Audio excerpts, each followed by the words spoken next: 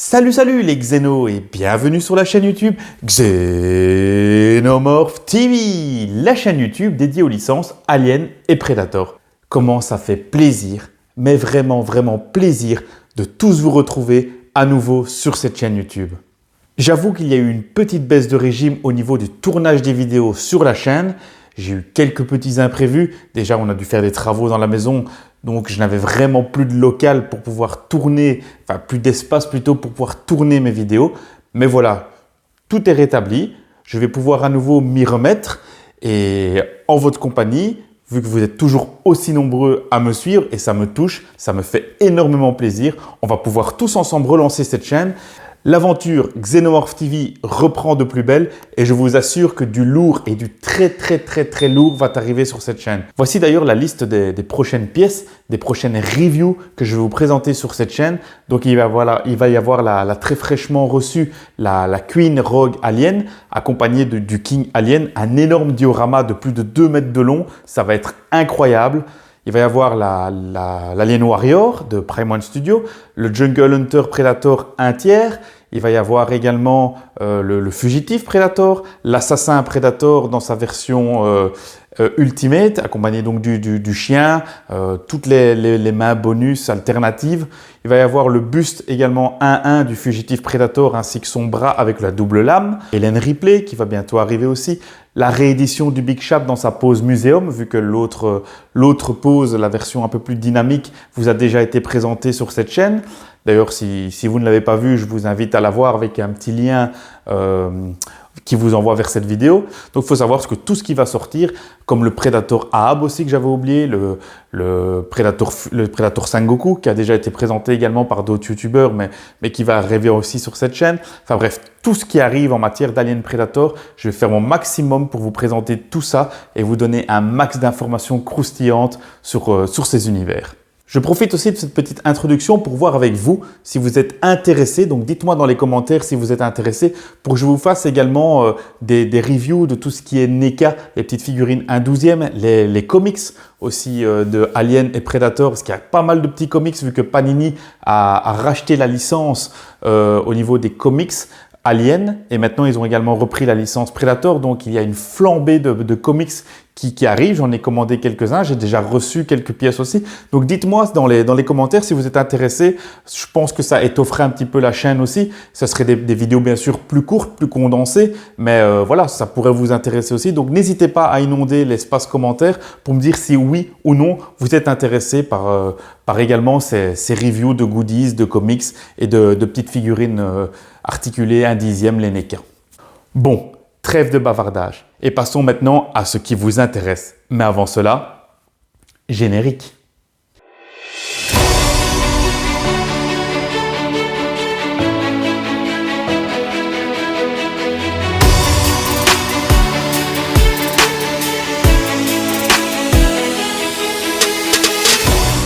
Et nous revoilà aujourd'hui avec du Xenomorph, avec la représentation de la laine Scorpion au format 1/4 de Prime One Studio. Cette pièce, ce Xenomorph, est absolument magnifique et je suis extrêmement content de pouvoir l'exposer dans ma collection. D'ailleurs, avant de commencer cette review, je voulais faire un petit aparté afin de remercier Frédéric, un abonné à la chaîne, un ami, qui m'a permis d'acquérir cette magnifique pièce. Alors poto, Frédéric, si tu regardes cette review, merci à toi. Je sais, vous qui me suivez sur cette chaîne, que vous êtes friands de petites anecdotes, de petits croustillants concernant nos amis les Xenomorphes. Eh bien, concernant cette pièce, il faut savoir que l'Alien Scorpion, donc cette représentation, est à nouveau, une nouvelle fois, issue d'un comics. Cette série de comics se compose de 2 numéros, le 101 et le 102. La série de comics Alien Incubation a été publiée pour la première fois par la maison d'édition Dark Horse Comics en 1995. Et cette pièce est la représentation de la couverture du comics numéro 101 et nous la devons à monsieur Bernie Wrightson. Bernie Wrightson est connu dans le milieu pour être un maître moderne de la bande dessinée d'horreur. C'est également une légende dans son domaine. On le connaît aussi pour son travail d'illustrateur chez DC Comics où il a dessiné pour justement DC de 1970 à 1980. Et ce n'est d'ailleurs pas par hasard que Wrightson a été choisi pour illustrer la série de comics Alien Incubation. Car il faut savoir que cette série de comics, donc Alien Incubation, est un préquel au crossover du fameux Alien versus Batman. Et pour vous donner l'eau à la bouche, pour vous donner l'envie de découvrir et de lire ces deux comics, donc Batman versus Alien, je vais vous lire un petit résumé de l'auteur qui, moi, personnellement, en lisant ce résumé, m'a totalement fait craquer et j'ai dévoré les livres. I'm Batman. Il a vu de nombreux visages de terreur durant sa surveillance de Gotham City. Il a vu des clowns meurtriers, des créatures étranges et toutes les formes de psychopathes tueurs. Mais il n'a jamais rien vu de tel. Parmi les ruines mayas de la forêt amazonienne, le chevalier noir de Gotham est hors de son élément alors qu'il fait face à une infestation intergalactique d'aliens. Tout ce qu'ils sont, tout ce qu'ils font est conçu pour propager leur espèce. Et tout ce qu'il fait est conçu pour protéger la vie, en particulier la vie humaine. Les deux entreront en collision, humain contre inhumain, l'homme contre la bête, Batman contre Alien. Ne manquez pas cette conclusion passionnante et palpitante alors que le détective Dark Knight affronte l'horreur ultime. Maintenant que nous en savons un petit peu plus sur l'origine de cette statue, je vous propose de la découvrir en détail.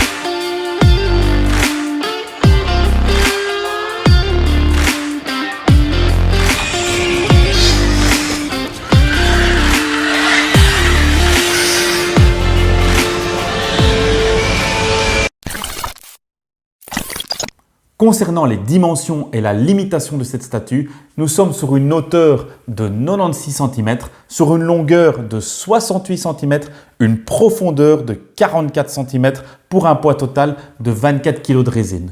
Concernant la limitation, nous sommes sur 500 exemplaires au monde pour la version régulière. C'est toujours appréciable et toujours chouette pour un collectionneur d'avoir une statue à petit tirage. Passons maintenant à la découverte plus en détail de cette magnifique statue. Nous sommes ici sur une base de forme ronde. Avec cette base, Prime One respecte bien l'univers Alien. Enfin, surtout l'univers biomécanique de son créateur, M. Giger.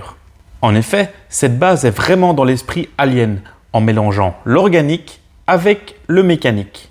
L'Alien Scorpion est posé sur une sorte de moteur, de canon, estampillé du logo de la société Weyland Yutani Corporation. Le double câble d'alimentation de cette pièce de vaisseau tourne et forme lui-même la base de cette statue. Je trouve l'idée hyper intéressante. Concernant le moteur, réacteur ou canon sur lequel l'Alien Scorpion repose, il est super imposant et surtout incroyablement bien réalisé. Nous avons ici un mélange de tons noirs et gris, avec une texture, un aspect vraiment vieux métal, vieux vaisseau. On a vraiment l'impression que ce vaisseau s'est craché depuis un bon bout de temps suite à l'invasion alien. La forme, la direction que prend cette pièce de vaisseau me fait un peu penser au canon de l'ingénieur que l'on peut voir dans le film Alien 1, le 8e passager, et encore mieux dans le film Prometheus.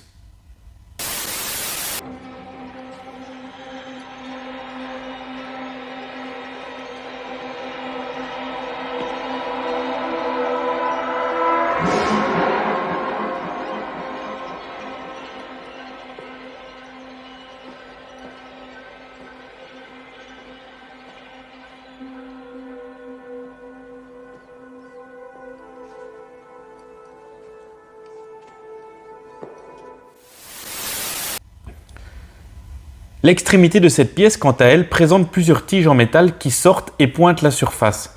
Un peu dans l'idée du vaisseau des Marines, l'USS Sulaco, que l'on peut apercevoir dans le film Alien 2, Le Retour.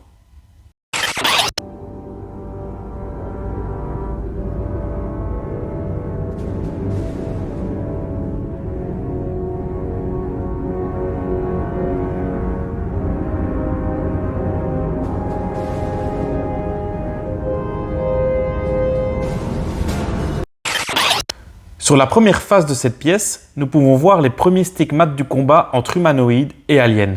On comprend rapidement que les dégradations sur cette paroi sont faites avec le sang acide des xénomorphes. On remarque alors que sous cette coque sont présents de nombreuses petites pièces d'engrenages et de cadrans. Je trouve juste dommage que l'aspect, ou plutôt la couleur verte visqueuse typique de l'acide des aliens, ne soit pas mieux représenté. À l'arrière de cette pièce, au niveau des pieds de l'alien, on retrouve également une dégradation de la coque. Cette fois-ci plus imposante, mais toujours aussi bien réalisée. Le pied de l'alien repose sur un panneau de contrôle. Cette pièce fait le travail, même si je trouve qu'elle aurait pu être un petit peu mieux travaillée, surtout au niveau de la texture et de la peinture. Sur le sol, nous voyons la présence sur la face avant d'un œuf de xénomorphe. Celui-ci est ouvert et laisse s'échapper le fameux et terrifiant facehugger. Je trouve cet œuf extrêmement bien réalisé, avec une belle texture visqueuse et un beau mélange de couleurs entre différents verts et jaunes. Par contre, maintenant que j'ai pu acquérir le fraîchement arrivé Alien Warrior de Prime One Studio, je constate que Prime One a fait un fameux level up concernant la conception des œufs d'Alien. Même si la réalisation des œufs ici sur cet Alien Scorpion est réussie, j'ai quand même l'impression que cette pièce a pris un petit coup de vieux à côté de l'Alien Warrior. Au niveau de cet œuf et de son facehugger, le seul petit truc qui moi m'ennuie un peu, c'est cette petite jonction visible dans la queue du facehugger. Je pense qu'il y avait mieux à faire pour tenter de dissimuler cette jonction. Sur l'arrière de la base de la statue, nous trouvons un deuxième œuf de xénomorphe, qui lui est en phase d'ouverture. Ce que j'aime beaucoup sur cette base, ce sont les espèces de tentacules qui s'échappent des œufs pour investir toute la base. Les tentacules vont dans plusieurs directions et grimpent le long du poteau principal. Ces dernières présentent une belle couleur verte et visqueuse. Ces tentacules amènent vraiment une vraie plus-value au socle.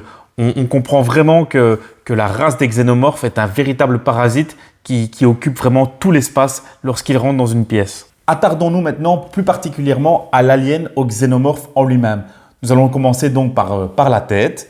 Concernant la tête de ce xénomorphe, nous avons un fabuleux mélange entre le Dog Alien du film Alien 3 et le Big Chap du film Alien 1. La tête est fine, comme son homologue du troisième opus, mais nous avons un crâne visible par la transparence du dôme. Le crâne a l'air identique à celui du Big Chap. J'aurais peut-être aimé une version deluxe, peut-être avec une deuxième tête, bouche ouverte, avec la deuxième bouche qui sort, même si j'avoue que cette version avec la bouche fermée le rend vraiment bien badass. Concernant le corps de l'Alien Scorpion, celui-ci est fin et élancé.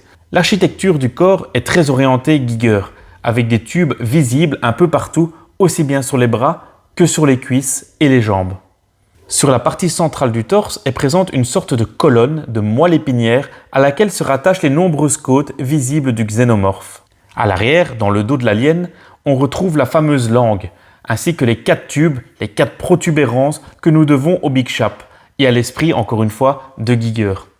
Diverses théories expliqueraient que ces tubes serviraient à fabriquer les fameuses sécrétions visibles sur les murs de la ruche des aliens.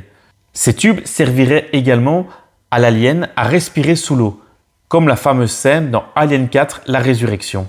La particularité de cet Alien Scorpion est la présence de défense au niveau des coudes et des chevilles, ainsi que des épaules surdéveloppées, lui servant certainement de carapace, de bouclier solide lors de ses combats. Nous retrouvons des mains typiques aliens avec 6 doigts longs et fins.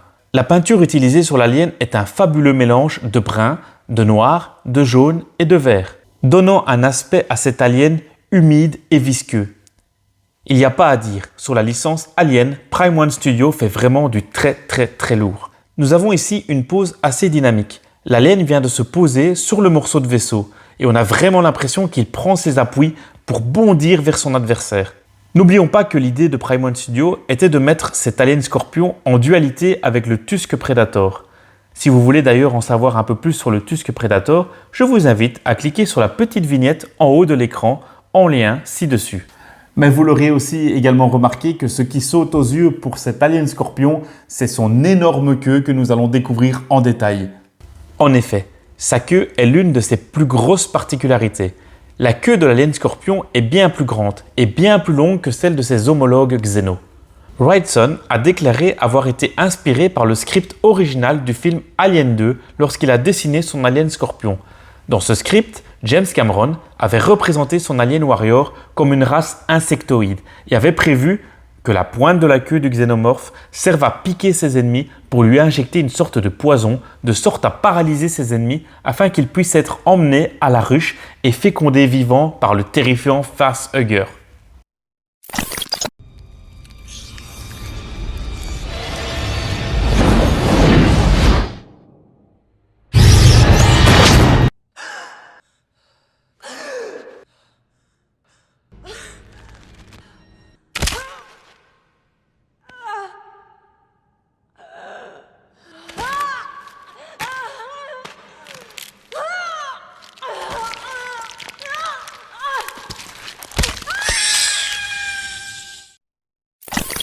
En additionnant tous ces petits facteurs, l'armure imposante, la longue queue lui servant à piquer et injecter du venin dans le corps de ses victimes, son corps fin et élancé, nous comprenons mieux dès lors la raison de son nom, Alien Scorpion. Concernant la tarification de cette pièce, à sa sortie, il fallait débourser entre 1550 et 1650 € pour pouvoir l'acquérir. Vous l'aurez compris que cette pièce est malheureusement sold out partout déjà, étant donné que c'est une pièce qui est déjà sortie il y a quelques années. Donc si vous voulez l'acquérir, il va falloir chouiner, il va falloir chercher au niveau des revendeurs sur les sites de deuxième main. Mais malheureusement, comme toutes les pièces aliens, la spéculation fait que le tarif a vachement augmenté pour pouvoir acquérir cette pièce. Donc maintenant, on la retrouve généralement aux alentours des 2000 €. Vaut-elle ce prix? Je ne sais pas vous dire oui ou non. Pour moi, 2000 €, ça commence déjà à être la limite pour pouvoir acquérir cette pièce. Mais voilà, vous aurez constaté aussi tout au long de cette review, c'est quand même une pièce qui est imposante, qui en vaut la peine pour tout fan d'Alien. Donc, libre à vous de voir quel prix, quel montant vous seriez prêt à mettre pour acquérir cette statue. Cette review touche maintenant à sa fin et je voulais encore une nouvelle fois vous remercier d'être toujours présent, d'être toujours aussi nombreux à me suivre sur la chaîne YouTube et sur les réseaux sociaux. Et si vous tombez sur cette vidéo par hasard, je vous invite à vous abonner à la chaîne, à activer la petite cloche des notifications afin d'être averti de toute nouvelle parution de vidéos sur la chaîne. Je vous dis à très bientôt, je vous laisse avec le visuel 360 degrés de cette statue et n'oubliez pas, dans l'espace, personne ne vous entendra crier.